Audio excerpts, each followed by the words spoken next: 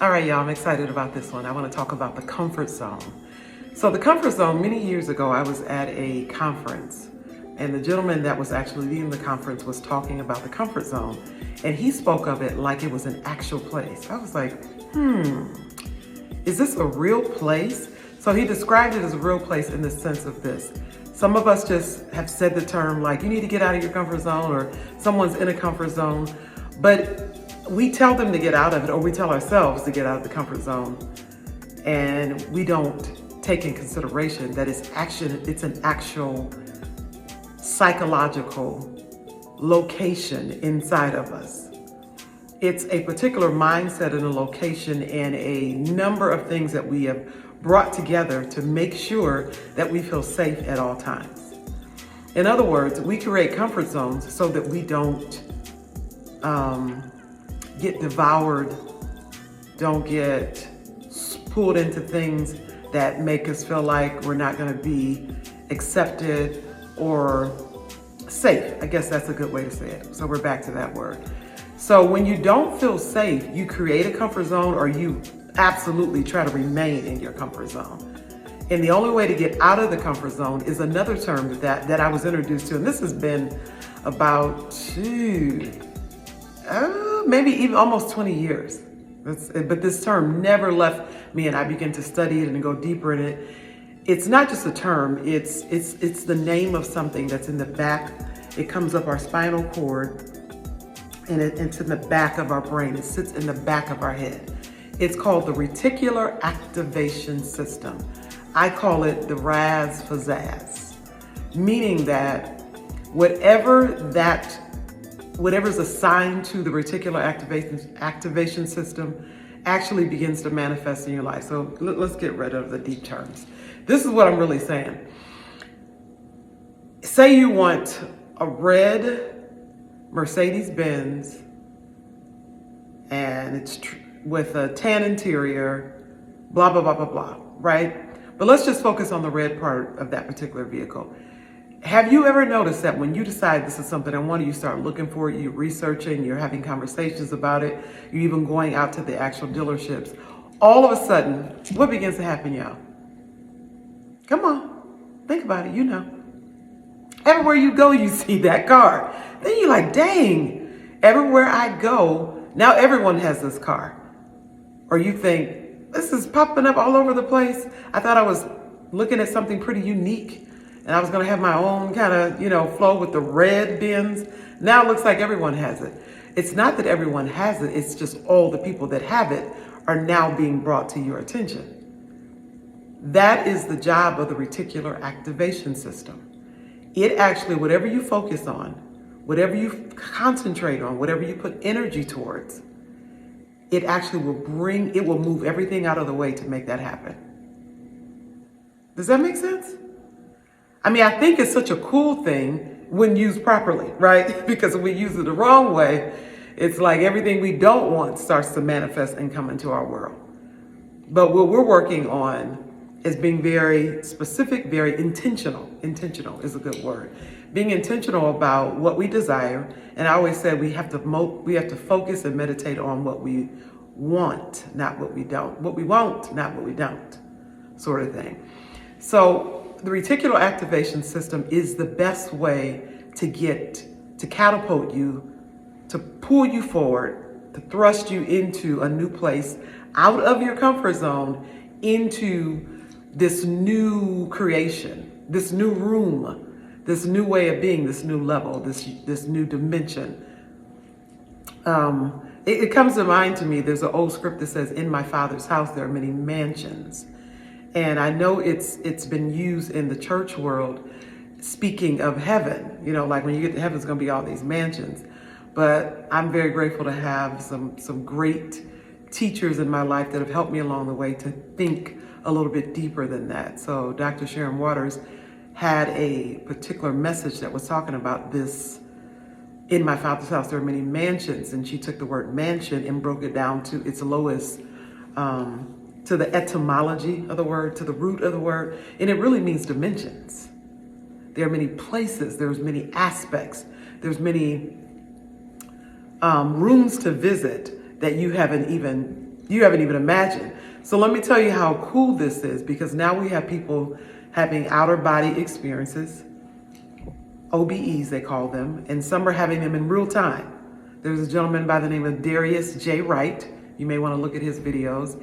And he's talking about these out-of-body experiences that he's having, and he's experiencing exactly what Sharon Waters was speaking of, which is there are many dimensions to this realm, but there are also many other realms. So they're in my Father's house, and Father does not mean male or female. Father means source if you go to the root of the word.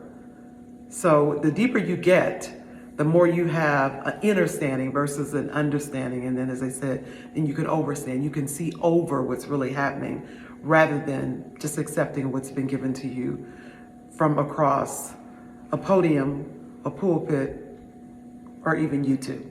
Because just because I'm saying it doesn't mean that it's necessarily true for you until you study it, devour it, eat it, and make it a part, and then you establish what truth is good for you. So back to what I think is probably the most important thing here. Begin to really meditate and focus and be intentional about what you desire, even if you don't see it right away. Oh boy. Lord have mercy. Because that's the part that gets us sometimes. It's like, I've been waiting for something and it's taken a long time to get here. Another scripture, though it tarries, wait for it shall surely come. What is it referring to? The vision. First part of that says, write the vision and make it plain. Make it plain, make it clear, make it concise. Be intentional, stay with it, no matter what you see. No matter what it looks like, you still have a vision.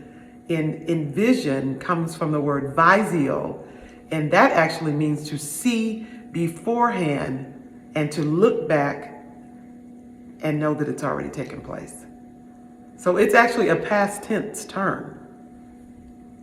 It comes from video. When you record a video, that's something that's recorded. In order to put it out, it already took place. People are looking at what you've already done.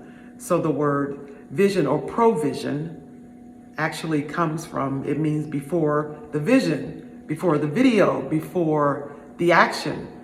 So once that happens, if you have provision, that means that everything has already been taken care of according to that vision, because it's a past tense thing. You're looking as though it's already happened. So if it's already happened, we can move into what I call perfect peace. And perfect peace means timelessness. It means that you don't put a time on it, because to be in peace means you have to be in timelessness. It means that you just have to breathe it in and know that all is well. Now, does that mean that you don't take actions? Well, heck no, because then you'll remain in the comfort zone. You get the vision, you get the intention, and you move by inspiration. The inspiration that you're moving by is based on what you have seen on the inside of you. And you create that, and you meditate, and you manifest, and it becomes this whole world. And what used to be a comfort zone for you, where you were afraid to get on live videos like this right here, you start to do it. So here's my real practical example. Someone challenged me, Mr. Antonio Neal, he challenged me to do 30 days of YouTube videos. So I took that in. I let it be in my thought process, which is to meditate. I allowed it to be a part of what I was going to do, and then I allowed the thoughts of what I should talk about every day to come up naturally. And then things started to come in place. Oh, I think I'll wear this outfit. This is going to be my uniform for the next 30 days, because sometimes the thing that gets me the most is how I look on camera. I need to have on the right outfit. I need to have my hair right. Blah, blah, blah, blah, blah. And all that can be very important, but I had to start eliminating the things that would keep me from reaching my goal.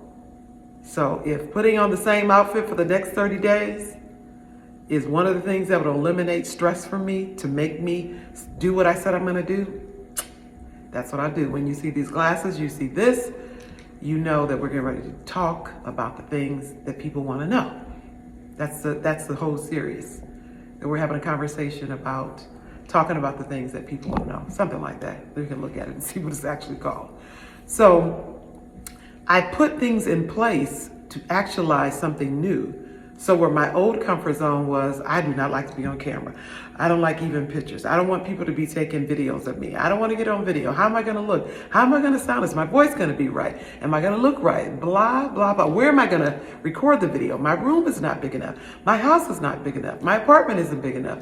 All these la-di-da-da-da-da-da-da-da things that go through our mind. It's the self-talk that we have to switch up. And so when I start to eliminate all those things, I'm literally creating a new zone. I'm moving myself out of the comfort zone of not being on video.